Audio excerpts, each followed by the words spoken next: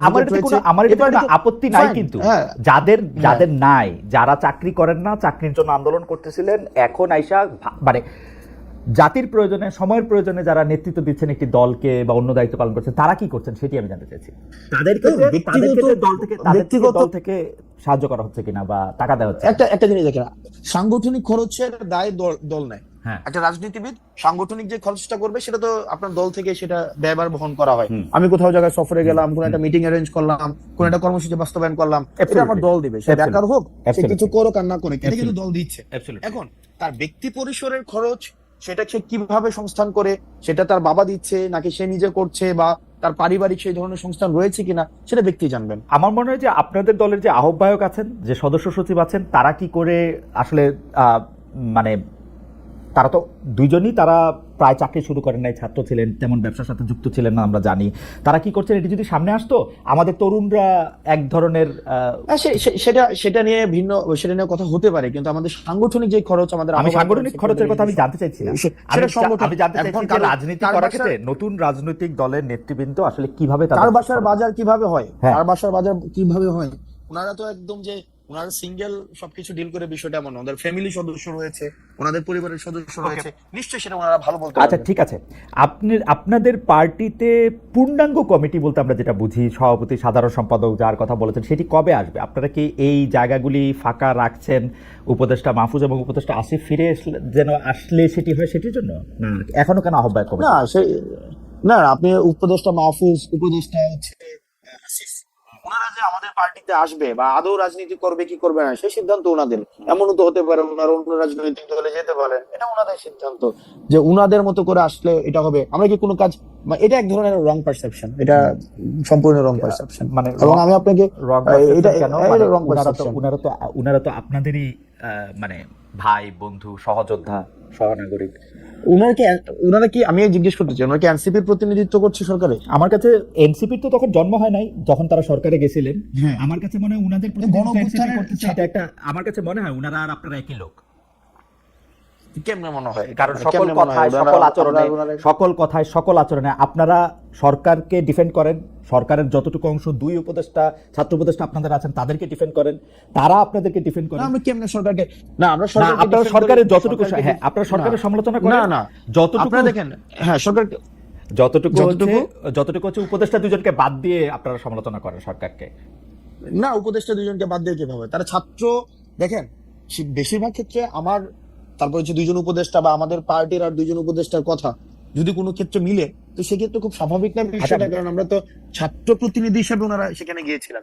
এখন এই মিলে যাওয়ার মানে আমরা দেখেন, আমরা তিনজন ছাত্র উপদেষ্টা পেয়েছিলাম, তিনজন ছাত্র উপদেষ্টা পেয়েছিলাম, একজন ছাত্র উপদেষ্টা এসে এই দলের আহ্বায়ক হয়েছেন, দুই ছাত্র উপদেষ্টা আলাদা রয়েছেন।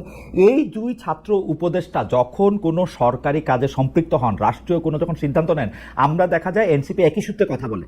যেমন ধরা যাক দক্ষিণ ঢাকা নিয়ে মেয়র কে হবেন, ইশাক হবেন নাকি অন্য কেউ হবেন, সেটাতে উপদেষ্টা আসিফ এবং এনসিপির কথা পুরোপুরি মিলে যায়। স্পেসিফিক যদি আরো উদাহরণ চান, তাহলে আমি এইরকম বলতে পারি যে কোনো একটা জায়গায় গিয়ে দেখেন, উপদেষ্টা আসিফ যদি একটা সঠিক পজিশন নেন, একটা রাইট পজিশন নেয় কোন একটা বিষয়, যে কোনো উপদেষ্টা, তো সেক্ষেত্রে এই পজিশনটা কি যদি আমরা এটাকে আবার কিন্তু বিষয়টা হচ্ছে কোন রং পজিশন যদি নেয়, সেটাকে ব্লাইন্ডলি যদি কখনো এটাকে এন্ডোর্স করতাম, তাহলে সেই বিষয়টা হচ্ছে আপনি বলতে পারতেন যে আমরা হচ্ছে ওনারা আমাদের প্রতিনিধিত্ব করছে। এই পর্যন্ত রাইট পজিশন, এই পর্যন্ত দুইজন উপদেষ্টা যে কোনো সবগুলি রাইট পজিশন নিয়েছেন।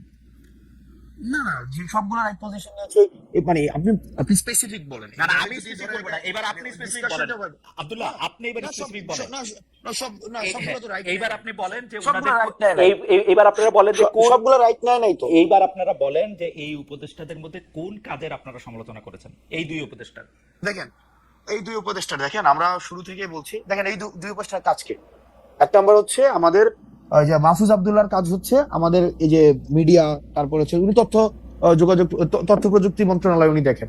আমরা কিন্তু বারবার বলে আসছি, যেমন মিডিয়া নিয়ে আমরা বারবার করে বলে আসছি যে দুইজন আমাদের ছিলেন, একজন নাহিদ ছিলেন এবং মাহফুজ আব্দুল্লাহ ছিলেন, ওনারা কিন্তু ফেল করছে। মাহফুজ আলম ছিলেন, ওনারা ফেল করছে, কারণ এই যে মিডিয়া যেভাবে সন্ত্রাস ম্যানুফ্যাকচার করেছে বা বৈধতা উৎপাদন করেছে, সেটির জন্য প্রয়োজনীয় ব্যবস্থা নেওয়ার দায়িত্ব ছিল সেটা নিতে পারে নাই। এই কথাগুলো কিন্তু আমরা সব সময় বলে আসছি। এই ব্যাপারগুলো এইটা কিন্তু তাদের আচ্ছা, যাই হোক দেখাই তো ভাই। যাই হোক হাসনাত, আজকে অনেক এরপরে দেখেন হাসনাত, না এরপর না এরপরে আপনারা দেখেন আপনারা আসিফের বিষয়। প্রথম কথা আসিফের হইলো আমি বিষয়, বলি, প্রথম কথা হইলো যে আপনি আমার চেয়ে অনেক স্মার্ট। আপনি যদি এখন শাক দিয়ে মাছ ঢাকতে চান তাহলে আমি এটা না, করতে পারবো না। শাক দিয়ে আমি না, না, আমি আপনি বলতেছি যদি যে এভাবে- আপনি না, না, মাহফুজের বা শাক দিয়ে আসিফের মাছ কোন ঢাকার বিষয় কাজের না। আপনি সমালোচনা করছেন? আপনি বলতেছেন যে আপনার- যথেষ্ট পরিমাণে যে যারা হাসিনার আমলে সম্মতি উৎপাদন করছে তাদের বিরুদ্ধে যে ব্যবস্থা নেওয়া হয় নাই, সেইটা হলো মাহফুজের ব্যর্থতা বা আসিফের ব্যর্থতা। না না দেখেন আপনি না অবশ্যই ব্যর্থতা। কেন মানে এখনো পর্যন্ত ওটা তো ওনার কাজ, এটার জন্য আবার আসিফকে দায়ী করা যাচ্ছে না। আসিফের কাজ হচ্ছে এলজিআরডি, উনি দেখেন, উনি স্পোর্টস মিনিস্ট্রি দেখেন, আসিফ মাহমুদ এই দুইটা মন্ত্রণালয় দেখেন।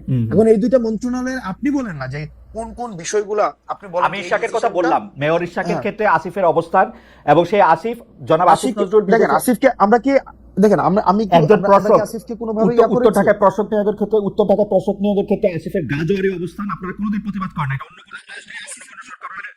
মানে কি জোয়ারি অবস্থা, গাজোয়ারি অবস্থান, গায়ের জোরে নেওয়া মানে অবস্থান। হ্যাঁ গায়ের জোরে কি করছে, মানে কি করছে উত্তর ঢাকায় প্রশাসক নিয়োগ দিচ্ছে, দক্ষিণ ঢাকায় ইশাককে ইয়াতে দেন নাই, শপথ নিতে দেন নাই।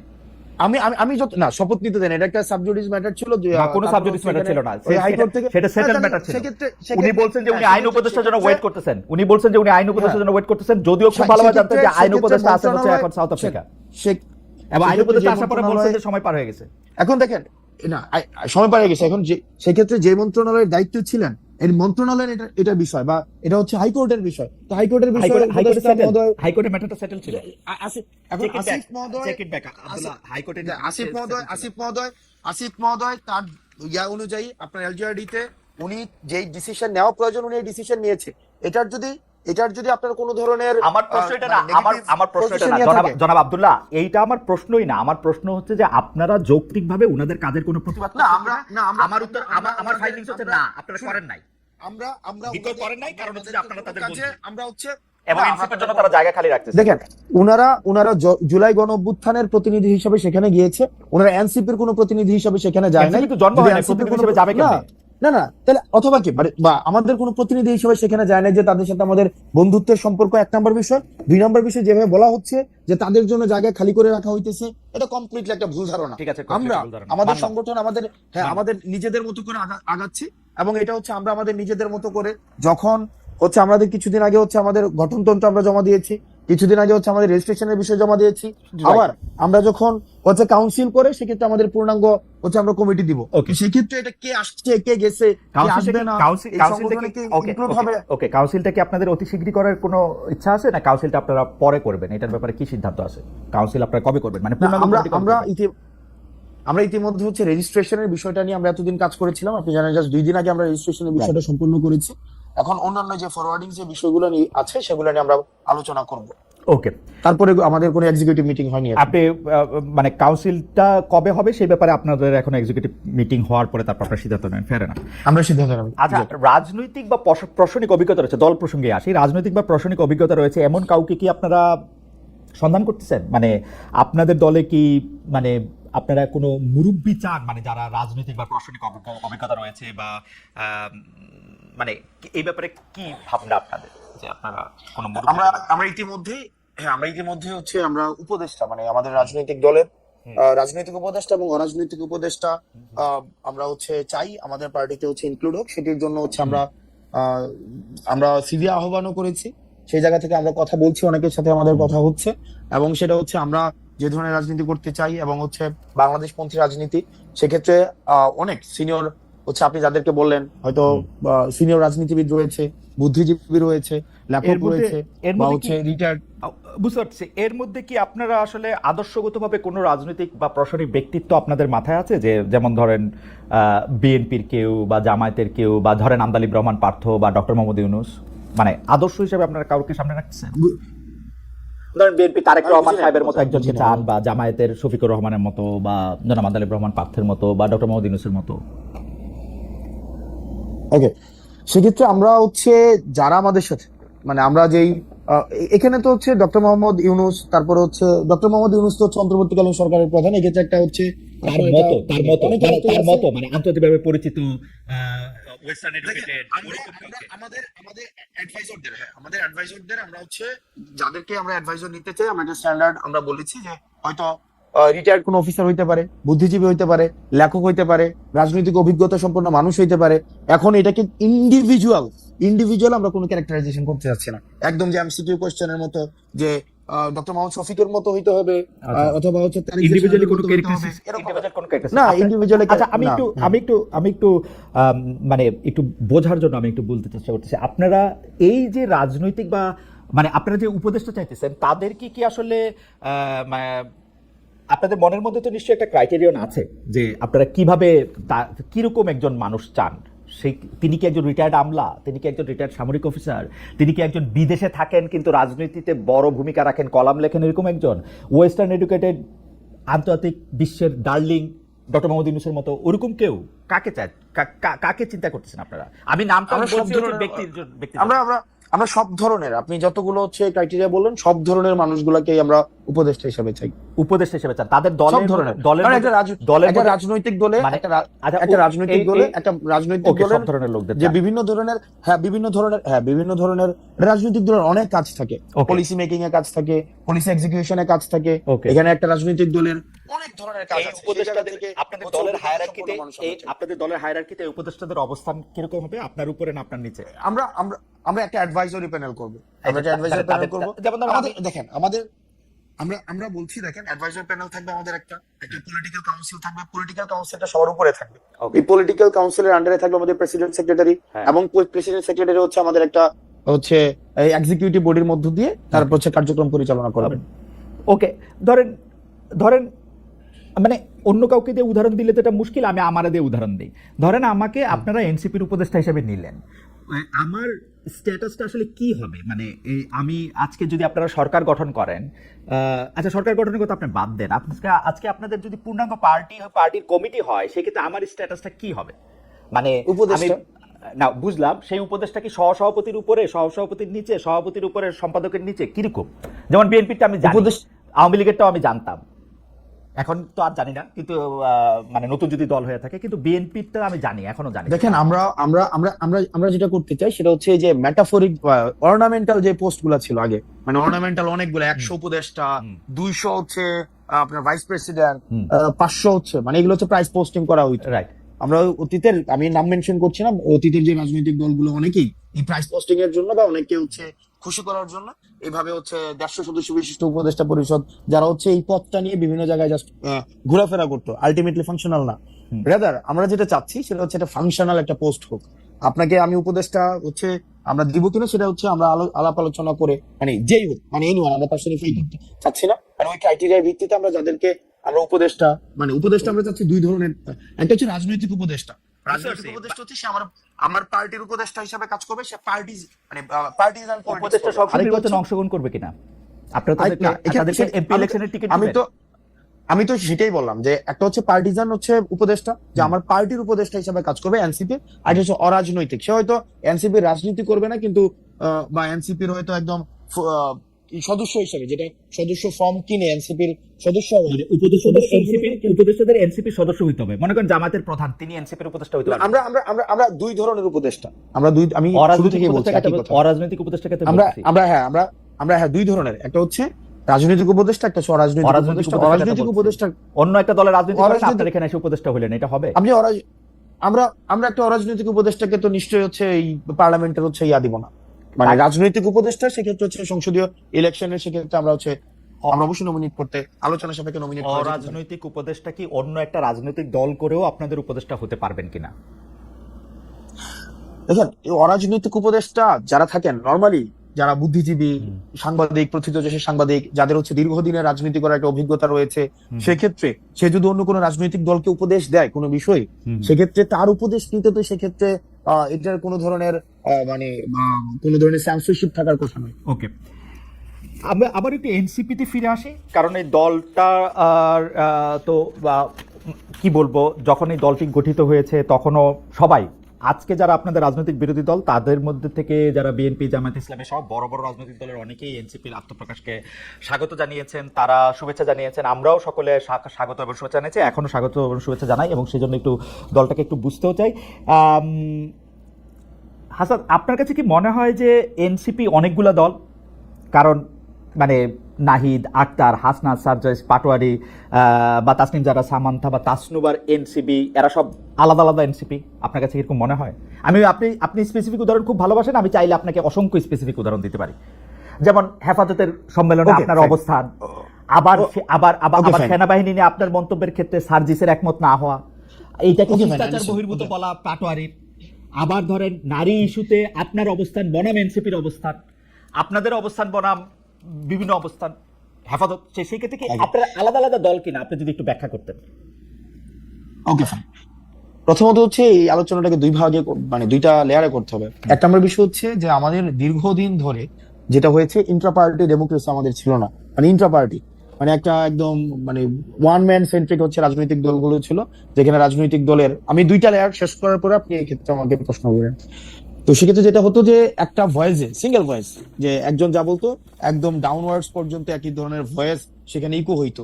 কিন্তু আমরা যেহেতু 5ই আগস্টের পরের অনেক যারা অভ্যুত্থানে ছিল তাদের মধ্যে তাদেরকে নিয়ে হচ্ছে আমাদের রাজনৈতিক দলটা গঠিত হয়েছে, সেখানে আমাদের মধ্যে এই যে ইন্ট্রা পার্টি ডেমোক্রেসি, সেখানে আপনি দেখবেন যে সেখানে নিজের দলের মানুষকে নিয়ে সেখানে সমালোচনা করা হয়, জবাবদিহিতার আন্ডারে নিয়ে আসা হয়, যেটা হচ্ছে নেভার বিফোর সিন। আপনি কখনোই অন্য কোনো রাজনৈতিক দলে সেটা আগে ছিল না। এই কারণে আমাদের দেশে এটা খুবই মানে আনইউজুয়াল একটা ঘটনা মনে হচ্ছে।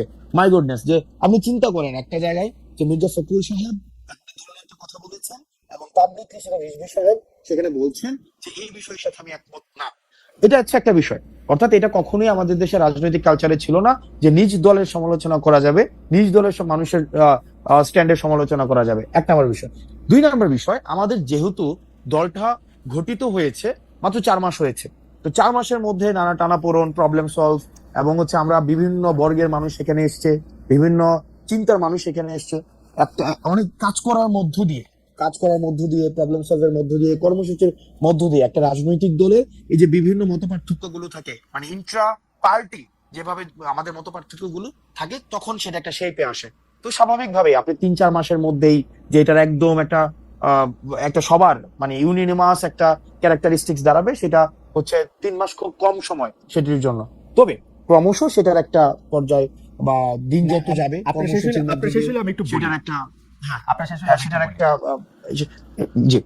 প্রথম কথা হচ্ছে ইন্টারপার্টি ডেমোক্রেসির কথা আপনি বলতেছিলেন। ইন্টারপার্টি ডেমোক্রেসিতে কোনো শাস্তি দেওয়ার বা কোনো রকম কোনো জবাবদিহিতা করার, একজন মানুষ আরেকজন মানুষের সাথে কথা বলার এরকম কোনো রীতি আছে কিনা আপনি জানতেছিলেন। আপনি আবার ভালো করে বাংলাদেশের রাজনৈতিক হিস্ট্রি পড়েন, আপনি দেখবেন যে অসংখ্য এরকম উদাহরণ আছে।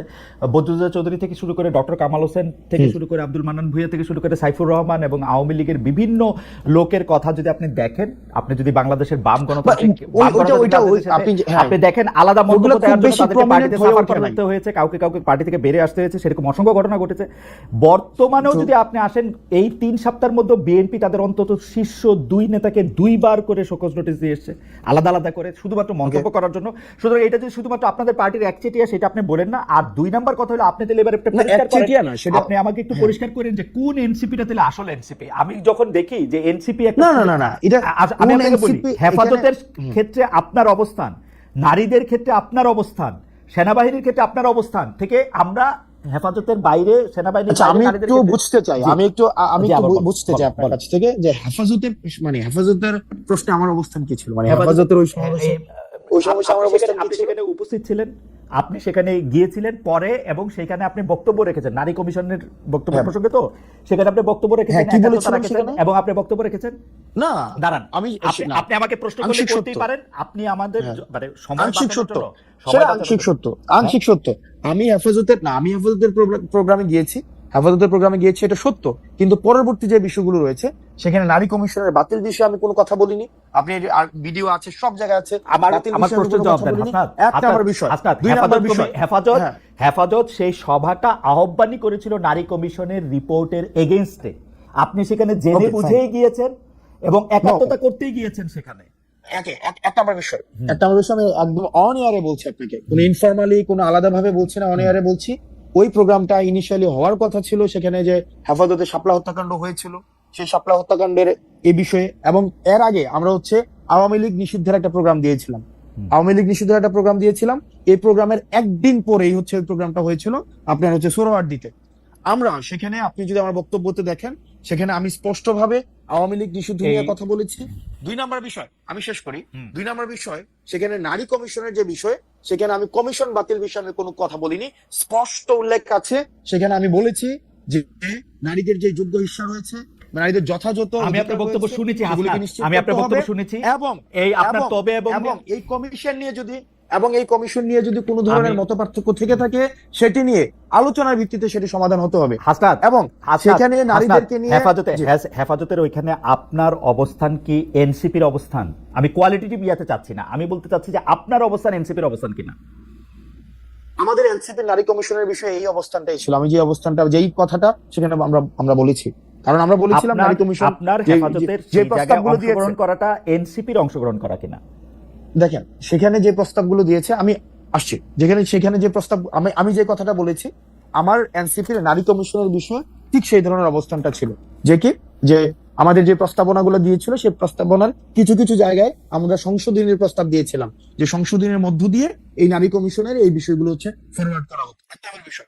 2 নম্বর বিষয় হচ্ছে ওখানের উপস্থিতির যে বিষয়টি, সেটি হচ্ছে যে তখন সব রাজনৈতিক দলের, আমাদের হেফাজতের যারা আছেন, সব রাজনৈতিক দলকেই তারা হচ্ছে দাওয়াত দিয়েছিল।